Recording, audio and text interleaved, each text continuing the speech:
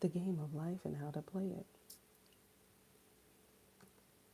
Part 4, the law of karma and the law of forgiveness.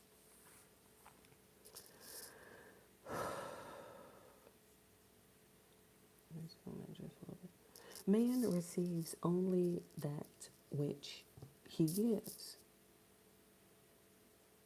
The game of life is a game of boomerangs. Man's thoughts, deeds, and words return to him sooner or later with astounding accuracy. This is the law of karma, which is Sanskrit for comeback. Whatsoever a man soweth, that shall he also reap. For example,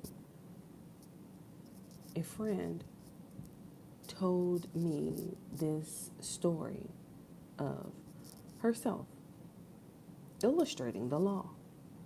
She said, I make all my karma on my aunt.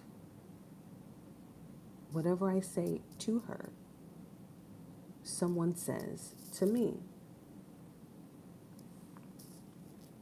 I am often irritable at home, and one day said to my aunt, who was talking to me during dinner, no more talk.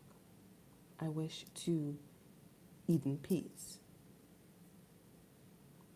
The following day, I was lunching with a woman with whom I wished to make a great impression. I was talking animatedly. Animatedly? Is that animatedly? Hold on, let me look it up and see it. Animatedly?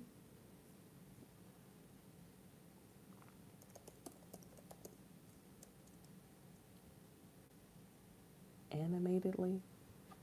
Animatedly? So funny. Animatedly? What did I say the first time? Let me look it up. Don't worry about it. Too many guesses. Where is it? Okay, let me see. Animatedly. Animatedly. Oh, okay. I had it right. I'm just making sure. It looks like animatedly, but when she said, no more talk, I wish to eat in peace. My friend is high in consciousness. So her karma returns much more quickly than to one on the mental plane.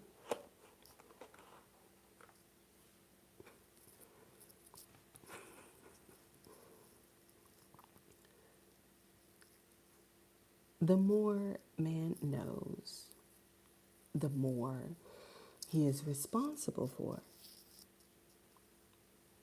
And a person with a knowledge of spiritual law, which he does not practice, suffers greatly in consequence. The fear of the Lord is the beginning of wisdom. If we read the word law,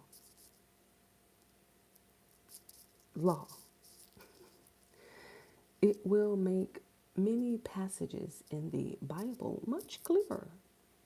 If we read the word Lord, law, okay, I had to read it again. If we read the word Lord, law, it will make many passages in the Bible much clearer. Vengeance is mine. I will repay, saith the Lord. Law. It is the law which takes vengeance, not God. God sees man perfect, created in his own image or imagination, and given power and dominion. This is the perfect idea of man, registered in divine mind, awaiting man's recognition. For man can only be what he sees himself to be, and only attain what he sees himself attaining. Ooh, let me get my highlighter. That was a good one. Let's read it again. For a man, listen to what she says. For a man can only be what he sees himself to be. Oh, uh-oh. And only attain what he sees himself attaining. Nothing ever happens without an onlooker, is an ancient saying. Man sees first his failure or success, his joy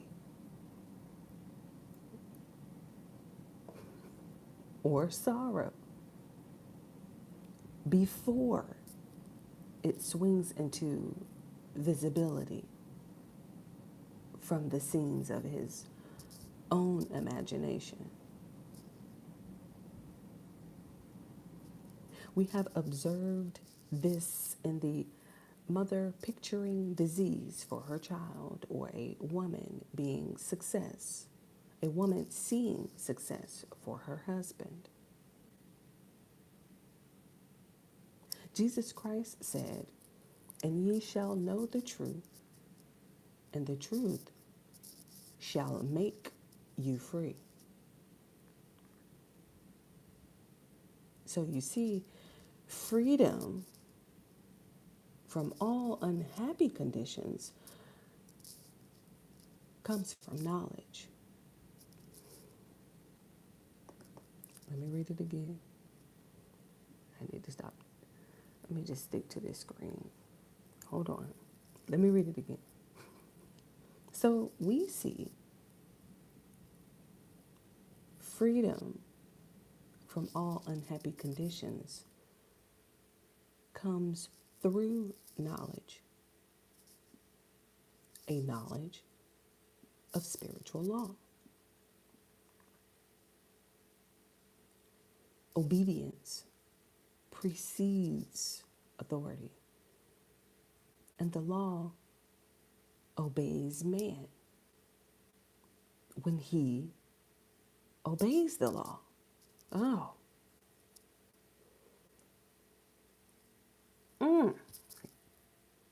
Let me highlight, you know that law of karma gonna go crazy. Obedience precedes authority, and the law obeys man when he obeys the law. Oh. The law of electricity must be obeyed before it becomes man's servant.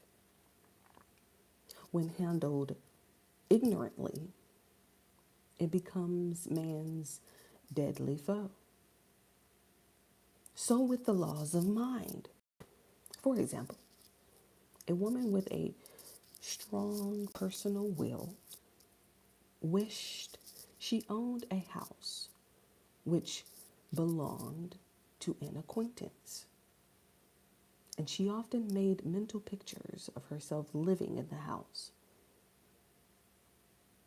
In the course of time, the man died, and she moved into the house. Several years afterwards, coming into the knowledge of spiritual law, she said to me, "Do you think I had anything to do with that man's death?" I replied,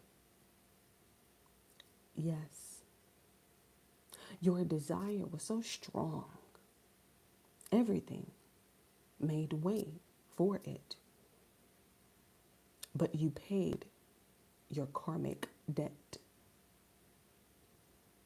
Your husband, whom you loved devotedly, died soon after, and the house was a white elephant on your hands for years. The original owner, however, could not have been affected by her thoughts had he been positive in the truth, nor her husband. But they were both under karmic law. The woman should have said, feeling the great desire for the house, infinite intelligence, give me the right house, equally as charming as this, the house which is mine by divine right. The divine selection would have given perfect satisfaction and brought good to all. The divine pattern is the only safe pattern to work by.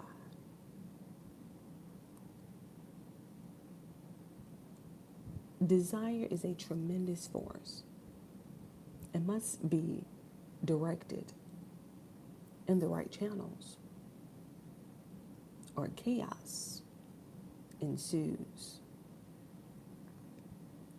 In demonstrating the most important step is the first step, to ask aright.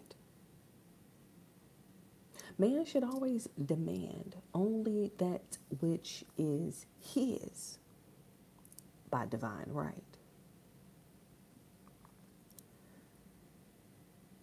To go back to the illustration, had the woman taken this attitude, if this house I desire is mine, I cannot lose it.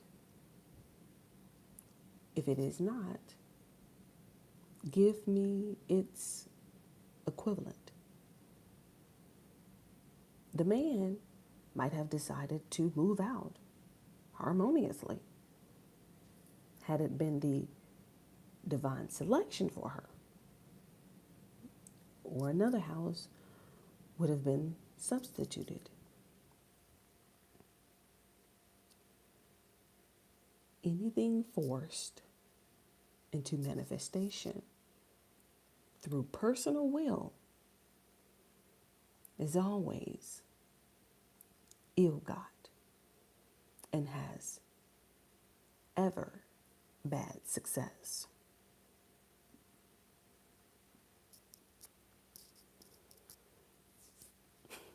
Man is admonished, my will be done, not thine. My will be done, not thine. And the curious thing is, man always gets just what he desires when he does relinquish personal will, thereby enabling infinite intelligence to work through him.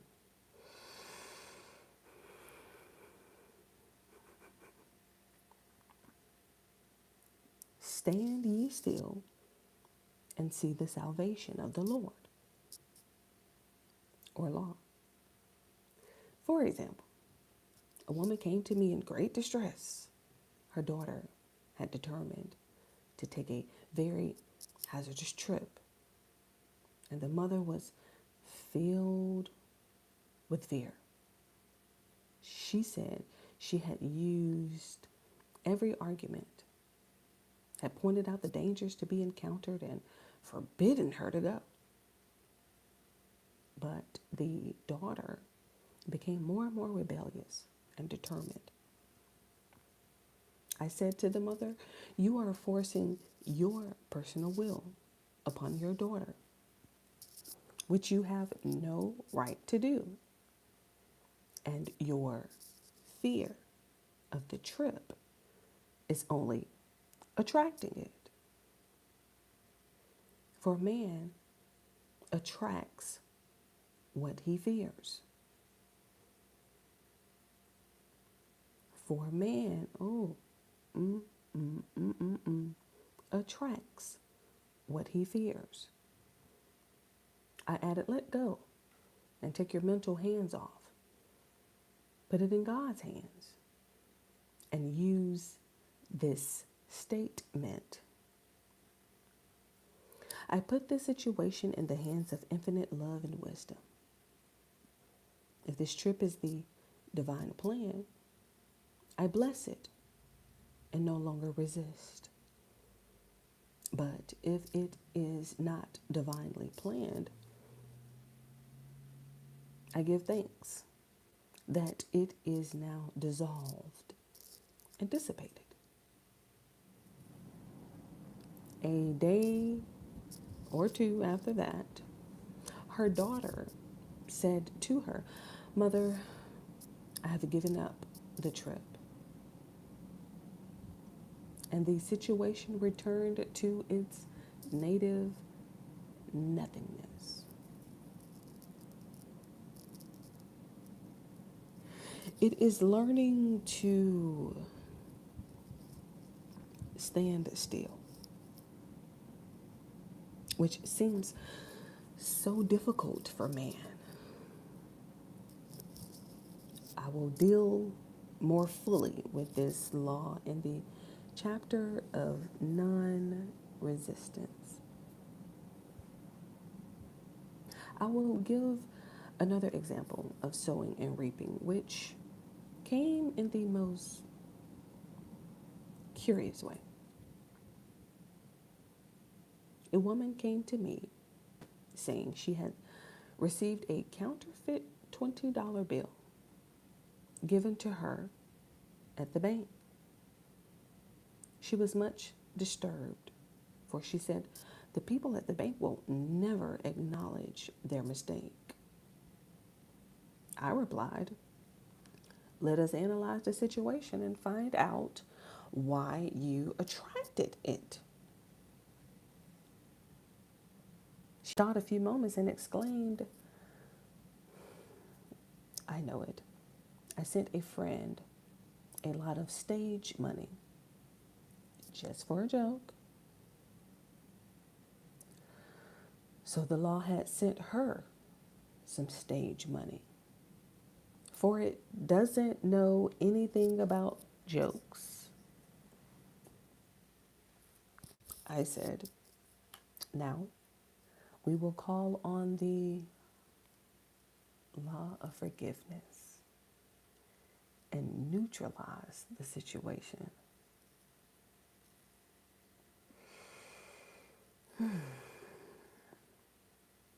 Christianity is founded upon the law of forgiveness.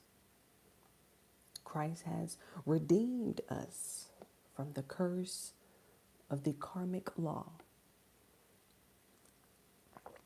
And the Christ within each man is his Redeemer and salvation from all inharmonious conditions. Don't miss that now. Let me read it again. Christianity is founded upon the law of forgiveness. Christ has redeemed us from the curse of the karmic law.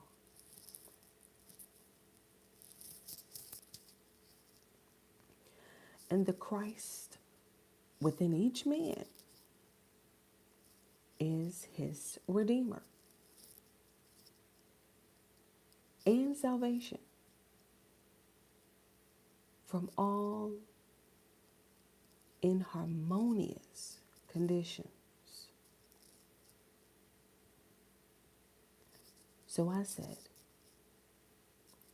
Infinite Spirit, we call on the law of forgiveness and give thanks that she is under grace and not under law and cannot lose this $20, which is hers by divine right.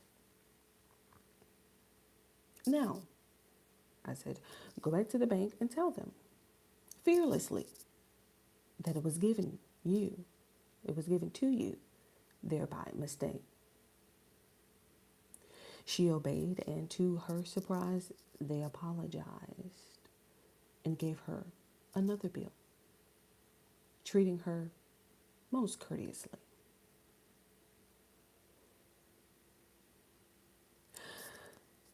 So, knowledge of the law gives man power to rub out his mistakes. Man cannot force the external to be what he is not. If he desires riches, he must be rich first in his consciousness. For example, a woman came to me asking treatment for prosperity. She did not take much interest in her household affairs, and her home was in great disorder. I said to her, if you wish to be rich, you must be orderly.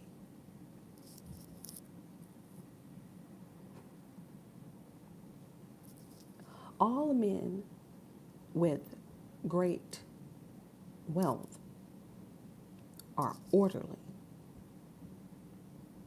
And order is heaven's first law. I added, you will never become rich with a burnt match in the pin cushion. Oh, it's the heaven's first law for me.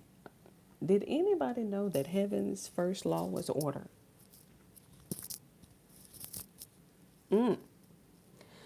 She had a good sense of humor and commenced immediately putting her house in order. She rearranged furniture, straightened out bureau drawers, cleaned rugs, and soon made a big financial demonstration, a gift from a relative.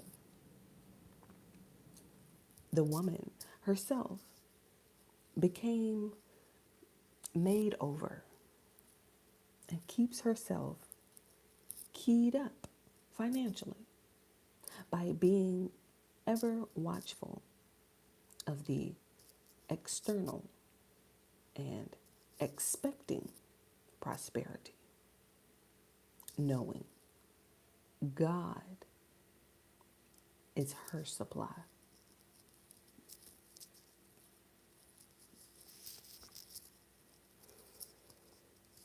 She is preaching to the choir. Many people are in ignorance of the fact that gifts and things are investments, and that hoarding and saving invariably lead to loss. There is that scattereth and yet increaseth, and there is that withholdeth more than is meat, but it tendeth to poverty.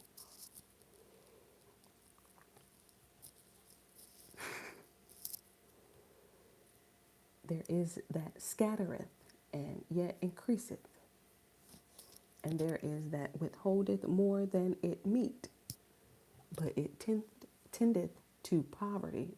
It's a quote for those of you who are not reading along. For example, I knew a man who wanted to buy a fur-lined overcoat. He and his wife went to various shops, but there was none he wanted. He said they were all too cheap looking. At last, he was shown one. The salesman said was valued at $1,000, but which the manager would sell him for $500, as it was late in the season. His financial possessions amounted to about $700. The reasoning mind would have said, you can afford to spend nearly all you have on a coat. But he was very intuitive and never reasoned. He turned to his wife and said, if I get this coat, I'll make a ton of money. So his wife consented weakly. About a month later, he received a $10,000 commission. The coat made him feel so rich. It linked him with success and prosperity. Without the coat, he would not have received the commission. It was an investment paying large dividends. If man ignores these leadings to spend or to give, the same amount of money will go in an uninteresting or unhappy way.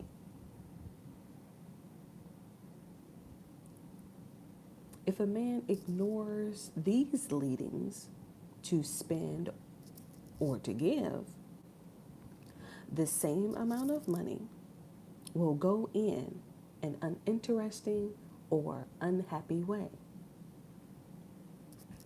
For example, a woman told me on Thanksgiving Day, she informed her family that they could not afford a Thanksgiving dinner. She had the money, but decided to save it.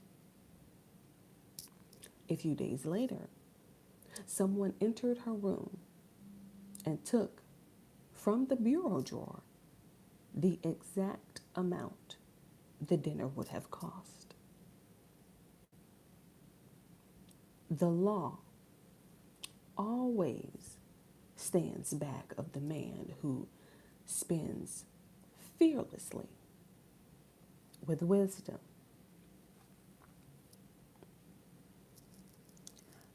Let me read it again. The law always stands back of the man. The law always stands back of the man who spends fearlessly with wisdom. Stands back of the man who spends fearlessly with wisdom. For example, one of my students was shopping with her little nephew. The child clamored for a toy which she told him she could not afford to buy. She realized suddenly that she was, hold, give me a second.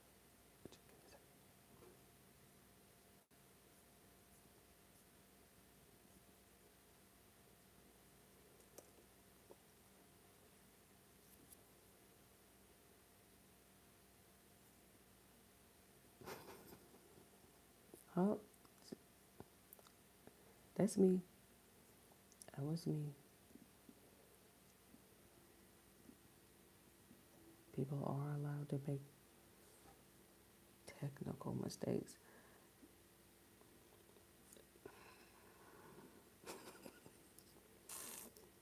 Did you delete it or let me see what happened just now? Hold on. Okay, I got it. I got it. Okay, okay. Yeah, I'm live. Don't do that. Please don't do that. Get up. Oh, wait. Fix my screen. Hold on. Let me see because it may have disconnected from OBS. Jeez.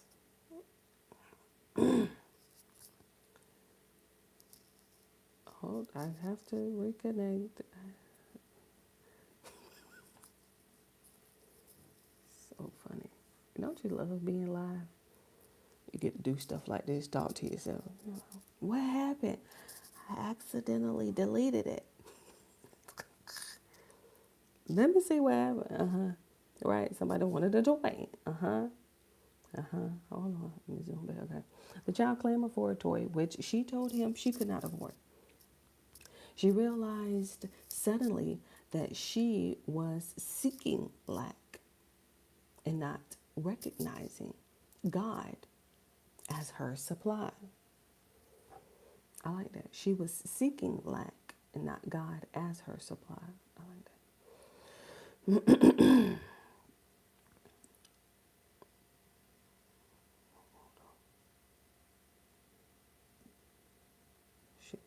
She realized that she was seeking lack and not recognizing. There we go. She realized suddenly that she was seeking lack and not recognizing God as her supply. So she bought the toy and on her way home, picked up in the street the exact amount of money she had paid for it. Man's supply, I have to figure out what this word is. Inexhaustible, okay, inexhaustible. Man's supply is inexhaustible and unfailing when fully trusted. But faith or trust must precede the demonstration. Oh, I like when she be preaching to the choir. That not gonna flourish. Read it again. Man's supply is inexhaustible and unfailing when fully trusted. But faith or trust must precede the demonstrate. Precede. According to your faith, be it unto you. Faith is the substance of things hoped for, the evidence of things not seen. For faith holds the vision steady, and the adverse pictures are dissolved and dissipated. And in due season we shall reap if we faint not. Jesus Christ brought the good news, or the gospel, that there was a higher law than the law of karma, and that law transcends the law of karma. It is the law of grace or forgiveness.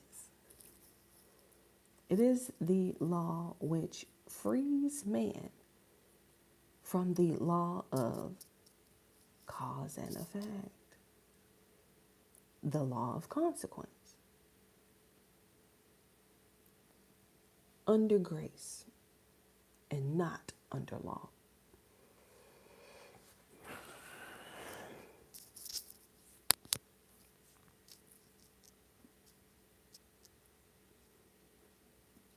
We are told that on this plane, man reaps where he has not sown. The gifts of God are simply poured out upon him. All that the kingdom affords is his. This continued state of bliss awaits the man who has overcome the race or world thought. In the world thought, okay, it's I don't know, she didn't put no hyphen there. In the world thought, there is tribulation. But Jesus Christ said, be of good cheer. I have overcome the world. The world thought is that of sin, sickness, and death. He saw their absolute unreality and said, sickness and sorrow shall pass away, and death itself. The last enemy be overcome. We know now, from a scientific standpoint, that death could be overcome by stamping the subconscious mind with the conviction of eternal youth and eternal life. The subconscious being simply power without direction, carries out orders without questioning, working under the direction of the superconscious or the Christ or God within. The resurrection of the body would be accomplished. Man would no longer throw off his body in death. It would be transformed into the body electric, sung by Walt Whitman.